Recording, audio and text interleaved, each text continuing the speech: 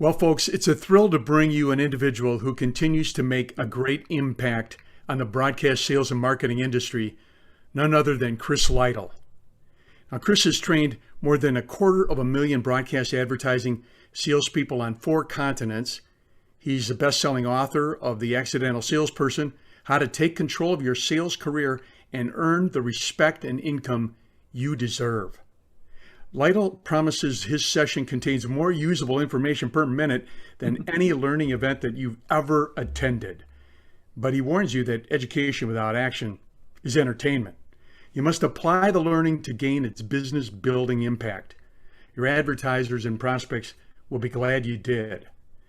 He's a 30-year resident of Madison, Wisconsin. The Wisconsin Broadcasters Association inducted Chris into their WBA Hall of Fame in 2018. But now he resides in Chattanooga, Tennessee, the scenic city, with his wife, Sarah McCann, and their 3 cats. He's happy to rub in the fact that he's no longer owns a snow shovel. And you should know that you can get a weekly knowledge bite and easily digestible sales idea each week from his instant sales training website. So we want to welcome Chris Lytle. Thank you, Mike. Always great to be with you. And I'm excited to share some of these ideas today. Awesome. Chris, let's set things up a little bit. If we've realized a modicum of success with our presentations in the past, why consider changing now? Well, I always say your clients get better as you get better, and continual improvement is part of the process. And I want to go to the deck here, Mike, because I've got some things that really been thinking about, and it's important that we know what the client wants. And I'm saying you need to focus your proposals on your client's objectives and not on your station or your digital offerings, and talk all about that. You probably talked some of that out before you got to the proposal stage. And so there's some interesting research done by Salesforce magazine, not Salesforce, the Salesforce in San Francisco. And I found this on their blog. What customer expectations and how have they changed? Now, I don't know if this is breaking news or not. I mean, 85% of business buyers are more likely to buy from reps who understand their goals. Absolutely. So the proposal should be helping them get to their goals instead of helping you get to your sales goal. Yeah, makes sense. It sounds like it's a little more focused on mission than commission when you say. I like the way you put that. And the intent is to help them grow. But 57% of business buyers say sales reps often lack adequate knowledge of their business. And a lot of people don't know that I was a buyer for 2.5, 3 years that I call them Lytle's lost years, because people would wander into my buying into my office and say, your account's just been assigned to me, and is the ad ready yet? Or just, anything coming down this week? So you've got to be a little sharper because they expect more now. Yeah. I think I showed you this a while back, but this is what I see as I consult, and the typical front page of a proposal, I put my old radio station logo, Wisdom, and I'm going to have a marketing partnership between Wisdom and Octopus Car Wash. And so I'm saying, get rid of that. You mentioned the book. I've written a couple of books. And do you recognize these as my books, Mike? I do. Do you see the word book on any of them? No, I do not. Well, you don't need to put proposal on your proposal either. Okay. Because people will know it's a proposal. Yeah, and it sounds like it's a bid too, like you're in a bidding war too. And also, you really need to disappear your logo on the front page, and you really don't need a marketing partnership. And I would get my name out of there because I'm there presenting. You can see that I'm there presenting. I don't need to put it on my proposal. So what do you do instead? What I recommend is that you this is Octopus Car Wash, an old client of mine. And one day I said to him, "Hey, Jeff, who's your biggest competitor?" And he said, "I don't really have a competitor." I said, "Well, where do people go when they don't come to Octopus Car Wash?" He said, "They wash their car at home with a garden hose." He said, "You ever see people in the neighborhood wash their car with a garden hose?" I said, "Yeah." I said, "I have." He said, "Doesn't it make you sick?" And I said, "Well, yeah. If it makes you sick, it makes me sick." I think that's empathy, but we'll see. Yes. So anyway, Mike, I'm going to come back to Jeff, and the proposal is going to be titled "Turning DIYers into Octopus Car Wash Converts." Okay. Is he going to object to that? No, all about him. This is driving him crazy. The people, he sees people. So that's what I'm going to start with. So he goes, "How are we going to do that?" Instead of, he doesn't want a marketing partnership. He wants more people washing their car at Octopus. Yeah. Yeah. So that's the first lesson. But here's some other things. And this is my template. And I think we've talked about this in preparing for this session, that if you have a template that you're going to use every time, and I'm going to give you this template. It's introduction, advertising balance sheet, opportunities to improve, strengths of your current media plan. You'll see the pages. But if you have a template and you say, "I'm going to use this template for every presentation I make," I could add a page, I could take out a page, of course. But when I'm doing a discovery or a needs analysis call, I know that I have to fill these pages. So I know I have to get the information from these advertisers so I can put it into this system. Therefore, since I know what the presentation is going to look like, I can ask questions that I need to populate the presentation I'm going to make anyway, or the proposal I'm going to write. And we'll differentiate. The proposal is the document. The presentation is the way you deliver it. So you present your proposal. So there's a difference. We'll get to that. Right. So this is an old client of mine. It was Rather Zimbrick Leasing, Rather Zimbrick Inc. in Madison.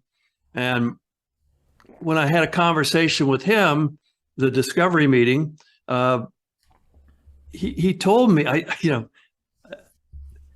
he said, "The reason I'm advertising with you is because we have a third cubicle down the hall." Have you heard this story? I think I have, but please. And he said, "And the salesperson I hire always turns over."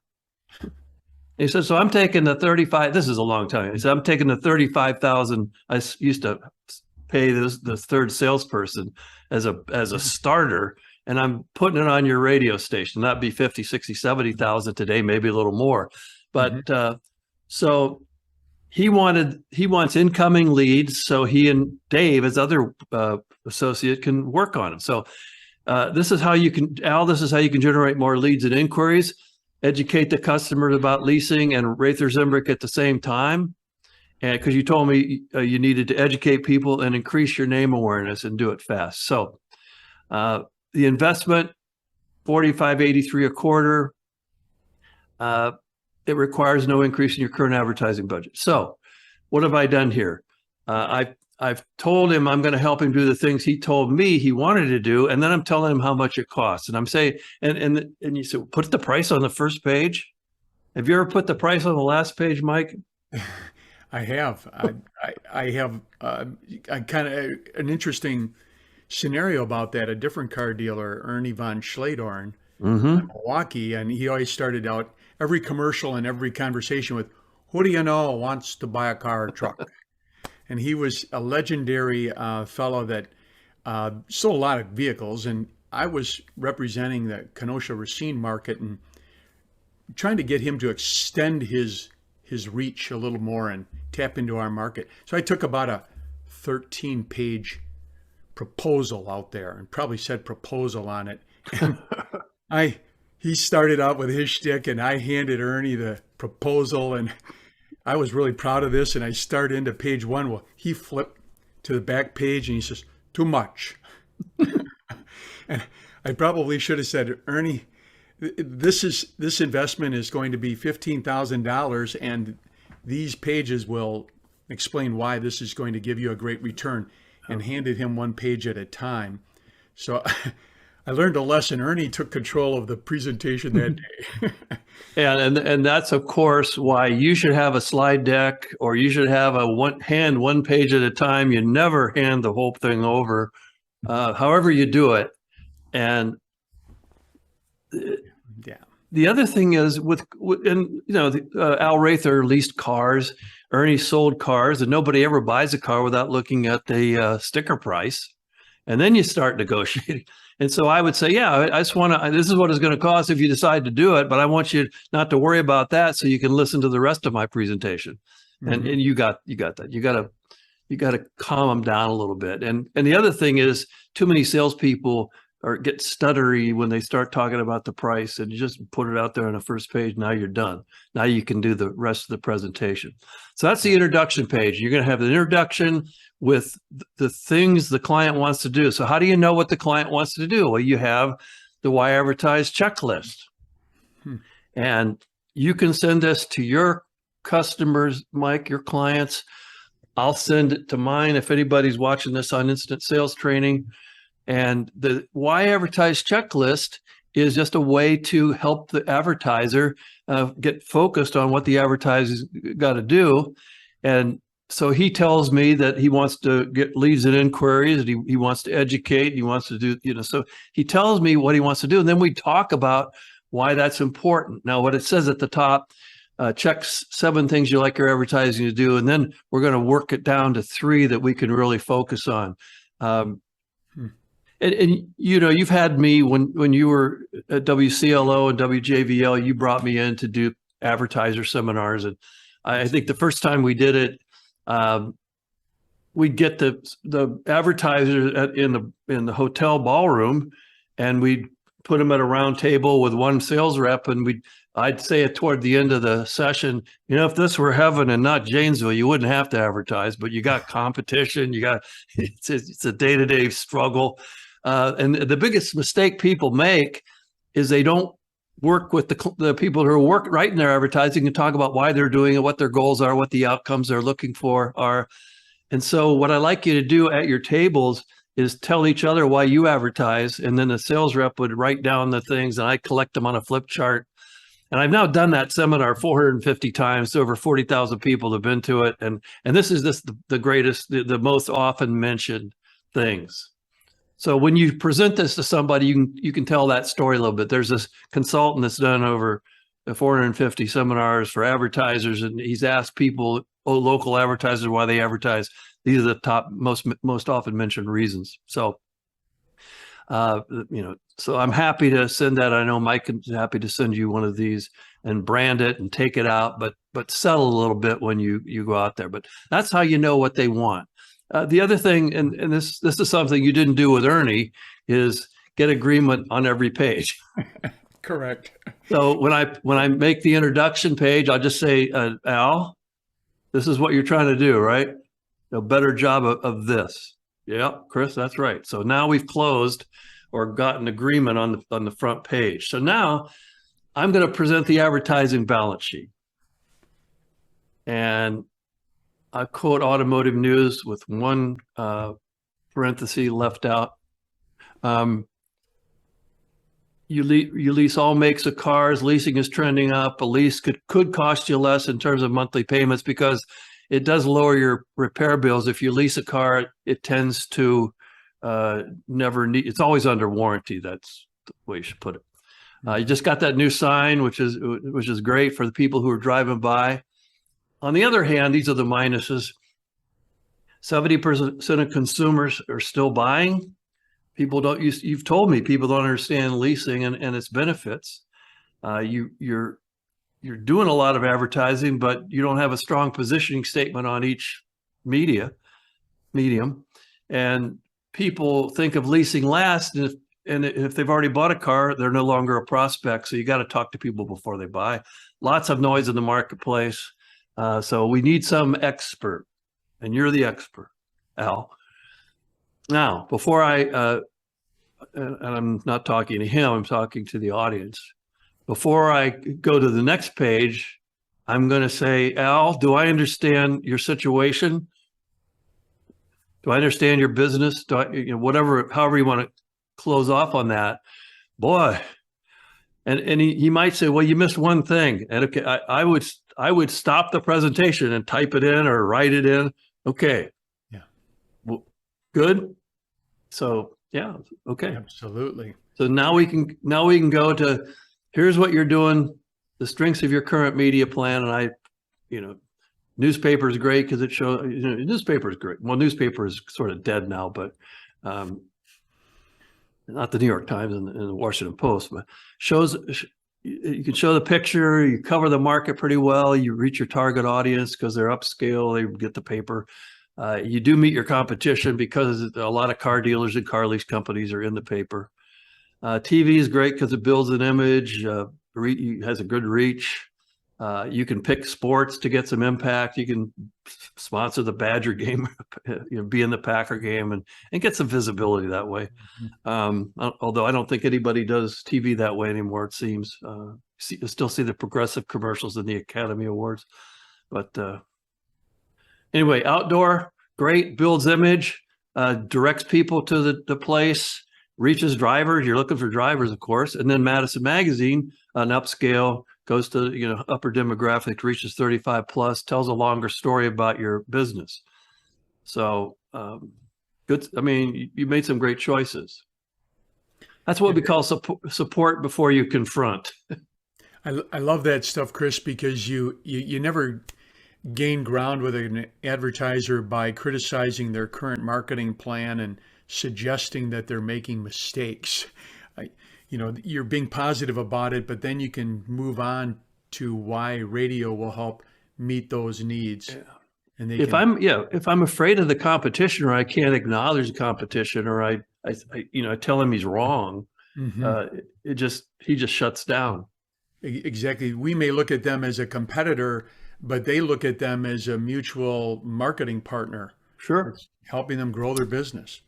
So I want him to know that I approve, and then I can confront.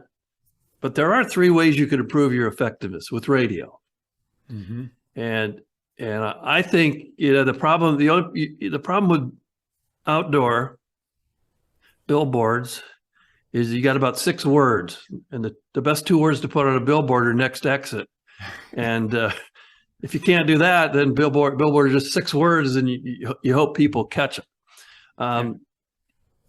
You've got one ad, but the production on TV is more expensive, so you got one ad on TV, but you need multiple ads, I think, to tell the full story. That was one of the concerns, is people don't understand leasing. So, and I think you need more than one ad a month to tell the complete Rather Zimbrick story. And that's what you're getting in Madison Magazine. So. And it's hard to dominate the newspaper when other people are running full page ads and double trucks. I didn't put that in there. The other thing is, if you had a consistent theme across all your media, and you had a good positioning statement or a good call to action, so more people will drive home in a leased car. I think that would help a lot. And then you wanted to build name awareness and familiarity, but you want people who are buying a car this week. And if they buy a car this week and the ad doesn't come out for a month in Madison Magazine, you missed them. And that's 3 or 4 years that you're not going to get them back. So I want to get people in the cars on the way. Maybe they're going the way to buy a car, and they come into your place just to see if leasing might work. So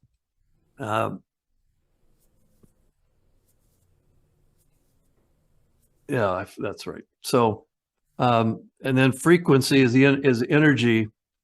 And, one of the things that radio advertising does best is deliver the reach and the frequency at a reasonable cost. And frequency is the energy that makes your campaign more memorable. So that's the thing I want to bring to the table. So now I'm going to play the spec spot, or the sample ad, and when I play something, I want his eyes occupied. especially in radio. If you remember, you play something and people don't know where to look because they can't look at the, what your boom box or your computer or whatever you're playing it on now. I remember we played it And your play phone. it down the phone. Yeah.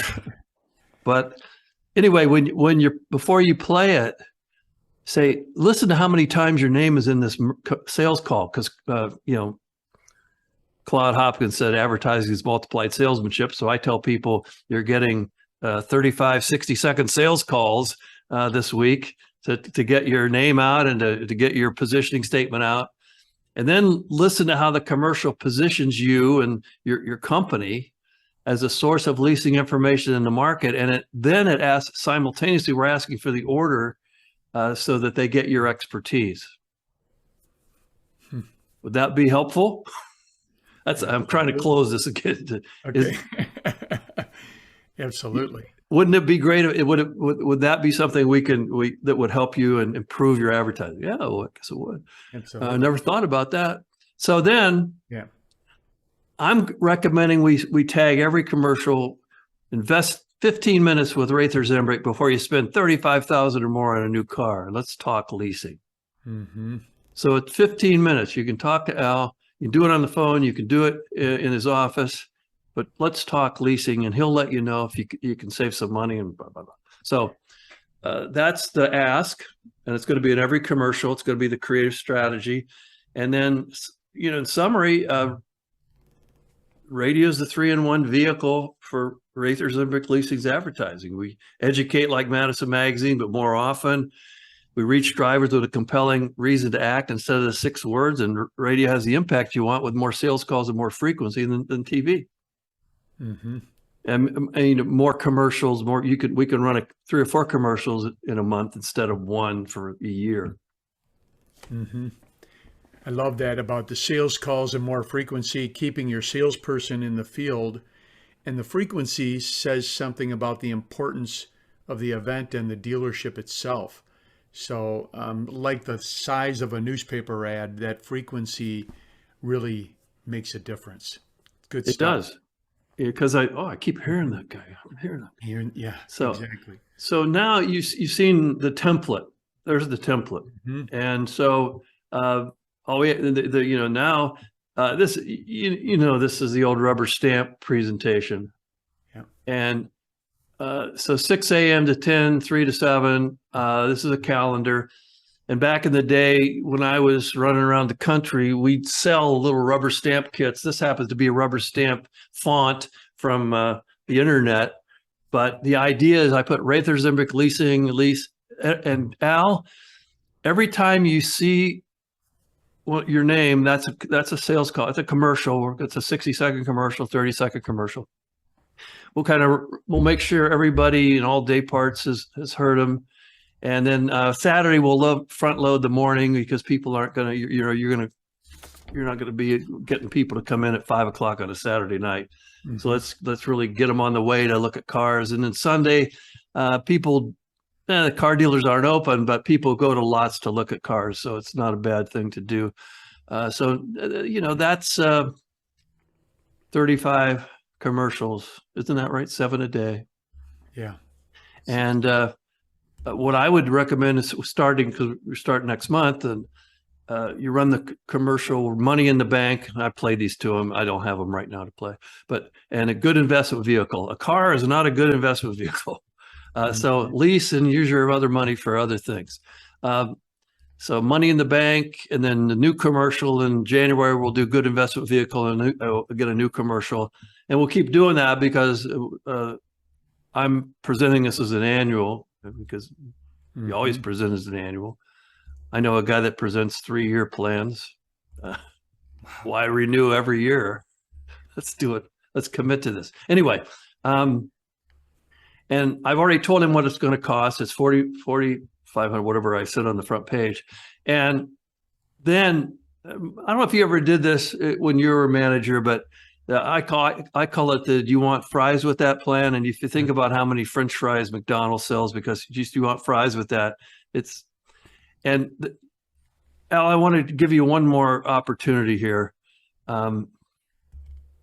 We can double your schedule for 15% more every week.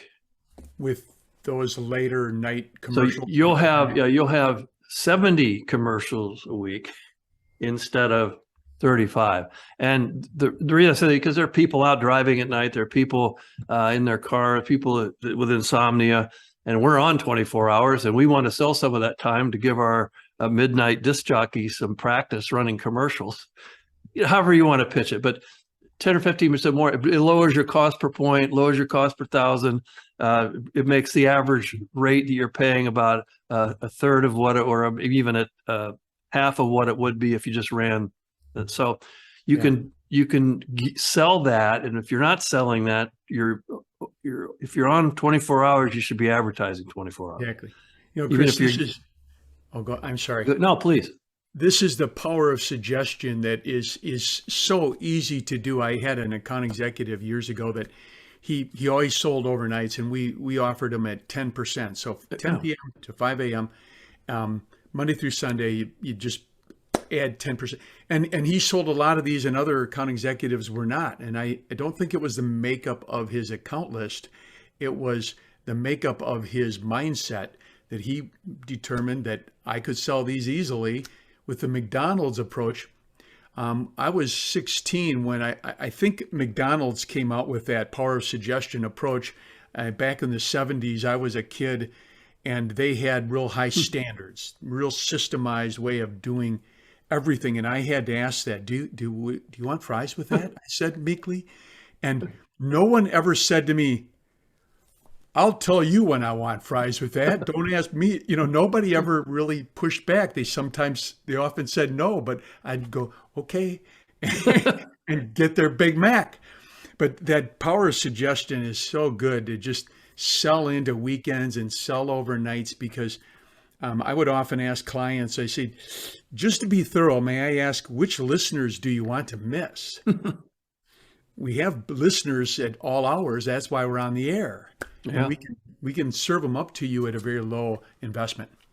So I like that. And it's just there to sell, and there to just, it'll help the client too. absolutely. So the good question would be, does this work? And that's me at the front of the room, in case you didn't know. But I'm doing a seminar in Winnipeg, Ontario. Mm-hmm. Winnipeg, Manitoba. Sorry, Winnipeg, Manitoba, Canada. Yeah. And that's the Golden West sales team, Golden West Broadcasting, and it's their annual sales meeting, and I'm in there doing that. And we just run a correspondence course with them and taught the first 10 people this presentation system. And their final exam was to do a real presentation for a client. And so this person says to me, first time I used their template, I sold $70,000 annual. And that's more than they paid me to create this course for the whole group. Not much more, but more. And so this kind of a template works. Add a page, take out a page if you must, but consider that and consider using a rubber stamp calendar. Because, you know, when you show somebody's name, and it's, you know, the name is the most beautiful word, your name is the most beautiful word in English language. That was Carnegie, wasn't it? Yeah. And so they see their name, and so all these things work together. Absolutely. So often we're compelled to take out a package, a quarterly package or whatever, and until we customize it, it seems, Chris, that it's just a bunch of spots. Yeah. Until you, so we could still take that station thing that, or maybe a series of a promotion and a sponsorship of Milwaukee Brewer baseball or whatever, and build a plan around it too. Couldn't we marry those things? And of course, you could add all those things to it. It's got to be for the reasons the client said they're advertising. Tie that back to them, and everything's fine. Yeah. Good pairings. Okay. Makes sense. So that's the proposal template. That's my idea. Here I am a couple of years later at the same event, but now it's in Regina, Saskatchewan. And I'm presenting to the same kind of group. And, Mike, I quit counting at 2,300 seminars and presentations and keynotes and that sort of thing. And over the years, I've been to about 15 National Speakers Association meetings. I've studied how to be a speaker, and it is a profession. But I just want to share some insights that I have that can help you without being a professional speaker.